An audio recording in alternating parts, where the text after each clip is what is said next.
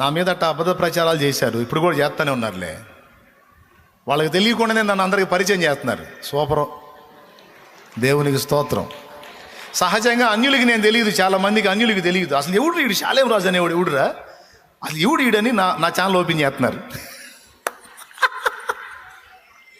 Open చేస్తే ఆ పాటో మాటో ఆదరణ వాకో ఏదో ఒకటి పట్టుకుంటుంది, గుట్టుగా విశ్వాసులే కూర్చుంటున్నారు.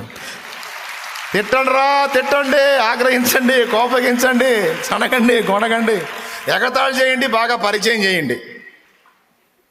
మొయ్యండి, నన్ను మొయ్యండి, నెత్తినెత్తుకొని మొయ్యండి. నన్ను ఎగతాళి చేసిన వాడు ఎదవన్నారు, ఎదవైపోతాడు వాడు, అంతే. దేవుడు చేస్తాడు, వాడికి తెలియదు. దేవుడే చెప్పాడు నాతో, తిట్టే వాళ్ళని అడ్డగించొద్దు కుమారుడా అన్నాడు. ఎందుకు తండ్రి అంటే, ఫ్రీ పబ్లిసిటీరా, నీకు ఎందుకు సైలెంట్గా ఉండు.